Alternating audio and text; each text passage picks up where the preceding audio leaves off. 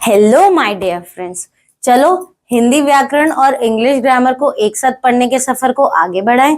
तो अभी तक हमने देखा कि लैंग्वेज भाषा क्या होती है, डायलेक्ट्स आपके बोलियां क्या होती है, स्क्रिप्ट लिपि क्या होती है, सेंटेंसेस की डेफिनेशन क्या होती है। फिर हमने देखे थे एफर्मेटिव और नेगेटिव सेंटेंसेस कौन से होते हैं। और अगर आपने अभी तक नहीं देखा तो प्लीज जाके पहले उनको देखो, तभी आपको आगे और अच्छे से समझ में आएगा, है ना। और ट्राई करना कि इंग्लिश ग्रामर और हिंदी व्याकरण को एक सीक्वेंस में करो, एक ऑर्डर में करो, तो ज्यादा अच्छे से समझ में आएगा, आप लोग कनेक्ट कर पाओगे। तो आज हम देखेंगे टाइप्स ऑफ सेंटेंसेस कि हमारे कितने टाइप्स ऑफ सेंटेंसेस होते हैं। अब है हमारे इंटेरोगेटिव सेंटेंसेस या फिर प्रश्नवाचक वाक्य।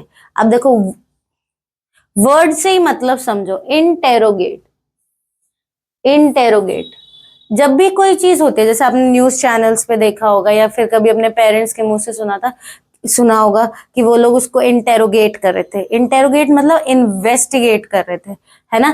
तो इंटेरोगेट या फिर इन्वेस्टिगेट में क्या होता है, इन्वेस्टिगेशन में क्या होता है, आप किसी से क्वेश्चन पूछते हो, पुलिस है, किसी के भी क्रिमिनल को क्या करते हैं, इन्वेस्टिगेट करती है, तो क्या करते हैं, उससे क्वेश्चंस पूछते हैं। तो जब भी हम किसी से क्वेश्चन पूछते हैं तो वो वाले हमारे सेंटेंसेस, वो वाले हमारे वाक्य क्या हो जाता है, इंटेरोगेटिव सेंटेंसेस या फिर प्रश्नवाचक वाक्य।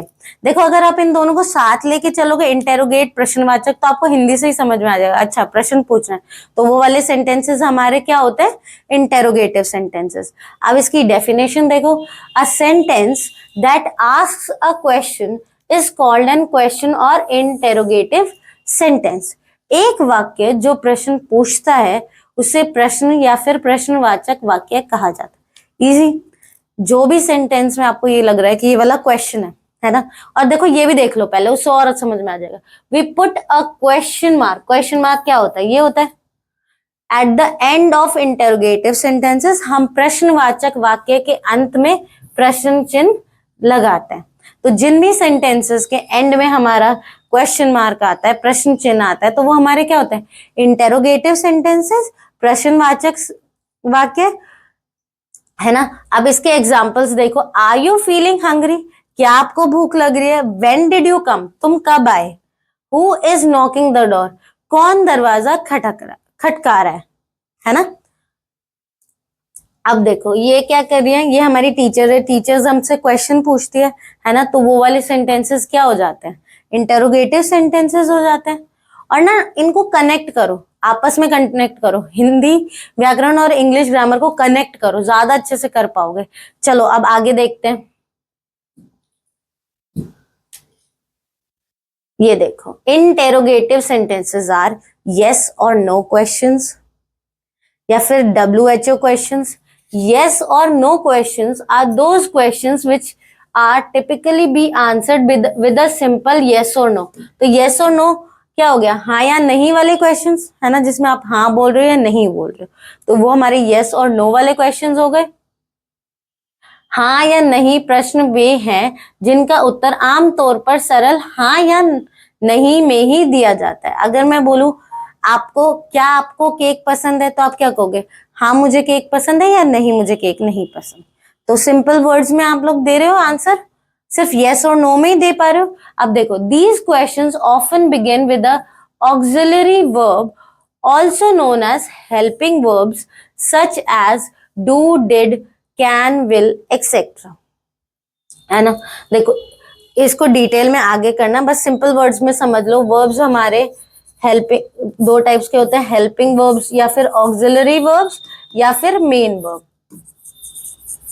एक एग्जांपल से समझाते, यहाँ पे है अगर हमारा he is playing football, he is playing football, तो यहाँ पे प्लेइंग हमारा क्या हो गया, मेन वर्ब हो गया, इज क्या हो गया, हमारा हेल्पिंग वर्ब हो गया, है ना।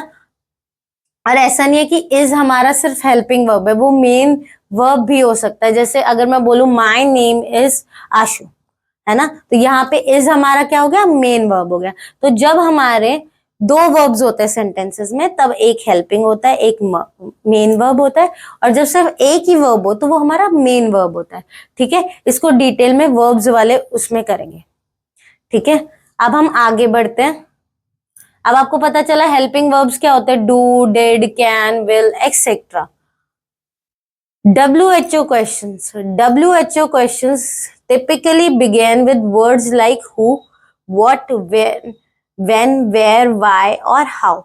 प्रश्न आमतौर पर कौन, क्या, कहाँ, कब, क्यों और या कैसे शब्दों से शुरू होता है।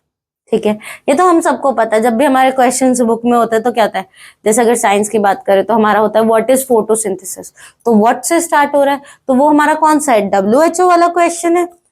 नेक्स्ट देखो इसका point, these question seek specific information details about a subject. ये प्रश्न की किसी विशेष विषय के बारे में विशिष्ट जानकारी या विवरण चाहते हैं। अगर आपको मैं बोलूं व्हाट इज फोटोसिंथेसिस तो आप उसको डिटेल में बताओगे ना, तो मैं आपको कुछ विशेष इंफॉर्मेशन मतलब कुछ स्पेसिफिक इंफॉर्मेशन जानना चाहते हो, तो इसलिए हमारे WHO क्वेश्चंस होते हैं। और जब भी हमारे हेल्पिंग वर्ब्स जैसे do, does, did, can, must, was, were, is, am, are, इनसे क्वेश्चन स्टार्ट हो तो वो हमारे येस और नो वाले क्वेश्चंस होते हैं, क्योंकि उसमें हम सिर्फ येस या नो में ही आंसर दे रहे हैं। ओके, अब हम आगे बढ़ते हैं।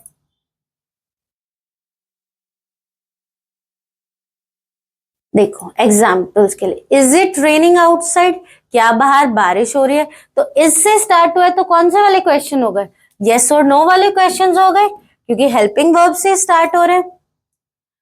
Are you feeling better today, क्या आप आज बेहतर महसूस कर रहे हैं, तो फिर से हमारा हेल्पिंग वर्ब से स्टार्ट हुआ है तो कौन से वाले क्वेश्चन हो गए, यस और नो वाले क्वेश्चन हो गए। कैन यू स्पीक स्पेनिश, क्या आप स्पेनिश बोल सकते हैं, फिर से हमारा हेल्पिंग वर्ब से स्टार्ट हुआ है। Who is coming to the party, party में कौन आ रहा है, तो अब WHO से स्टार्ट हुआ है तो ये हमारे WHO वाले क्वेश्चंस हो गए।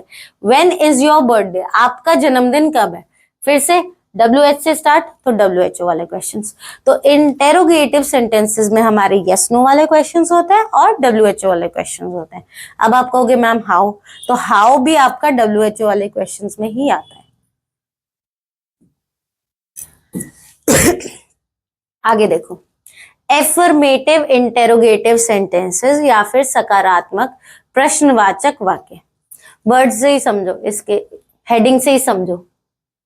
एफर्मेटिव क्या होता है, पॉजिटिव।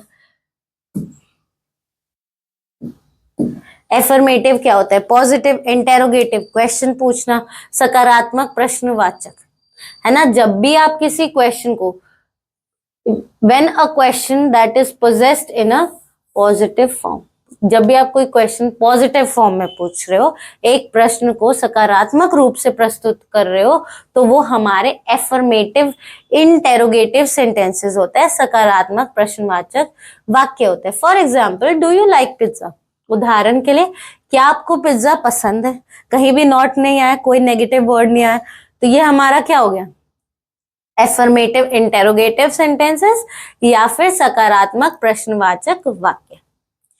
अब नेक्स्ट देखो, नेगेटिव इंटेरोगेटिव सेंटेंसेस या फिर नकारात्मक प्रश्नवाचक वाक्य। नेगेटिव से पता चल गया, हमने अपनी प्रीवियस वीडियो में नेगेटिव वर्ड्स किए, नहीं देखा है तो पहले उसको जाके देख लो, बहुत आसान हो जाएगा आपके लिए ये समझना। तो ये हम उसके बाद हम देखते हैं कि नेगेटिव क्या होता है। नेगेटिव मतलब उसमें है सब कुछ, तो नेगेटिव मतलब नहीं, नॉट, ऐसे वाले वर्ड्स। इंटेरोगेटिव मतलब क्वेश्चंस, सेंटेंसेस वाक्य हो गया, मीनिंग ही आ गया। A question that is possessed in a negative form, एक प्रश्न जो नकारात्मक रूप से प्रस्तुत किया जाता है। For example, don't you like pizza, उदाहरण के लिए क्या आपको पिज्जा पसंद नहीं है। अब नहीं, नॉट जैसे वर्ड्स आ गए तो ये क्या हो गए, नेगेटिव सेंटेंसेस हो गए। और अगर क्वेश्चन मार्क आया तो कौन से वाले हो गए, नेगेटिव इंटेरोगेटिव सेंटेंसेस हो गए, नकारात्मक प्रश्नवाचक वाक्य हो गए। अब आगे देखो, इसके क्वेश्चंस प्रैक्टिस करते हैं। Change affirmative interrogative sentences into negative interrogative sentences, सकारात्मक प्रश्नवाचक वाक्यों को नकारात्मक प्रश्नवाचक वाक्यों में बदले। पहला देखो, is she coming to the party, क्या वह पार्टी में आ रही है। अब इसको आप कैसे कन्वर्ट करोगे, अच्छा ये हमारे यस नो वाले क्वेश्चंस है तो हम अपने हेल्पिंग वर्ब के बाद लगाएंगे। तो isn't she coming to the party, क्या वह पार्टी में नहीं आ रही है? Where did you put the keys? Where did you not put the keys? Where did you, या फिर इसको ऐसे करो, Where didn't you put the keys? आपने चाबियां कहाँ नहीं रखी है? अच्छा, ये वाली देखो, उस वाली वीडियो में है कि किसके बाद नॉट आएगा, तो देख के फिर ही करना, ज्यादा इजीली हो पाएंगे और सारे कर लोगे। Haven't you finished your work? अच्छा, ये ऑलरेडी नेगेटिव में है तो इसको आप पॉजिटिव में कर दो। Have you finished your work?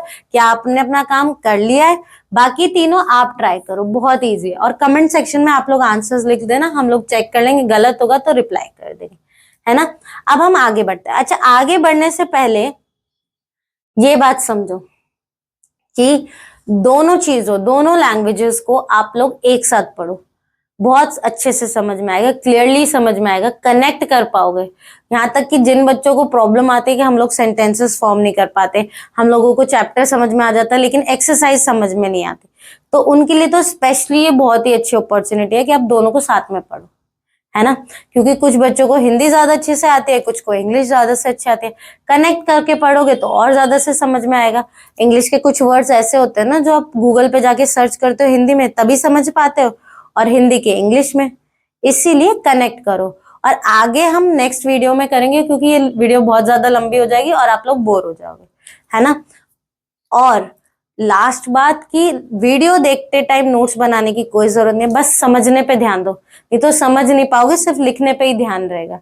लिखने की कोई टेंशन नहीं है, इनके हैंड रिटन नोट्स हमारे ऐप पे अवेलेबल है, वहां जाओ, फ्री स्टडी मटेरियल में आपको ये सब मिल जाएगा, है ना। And if you like the video तो please like, share and subscribe. Thank you.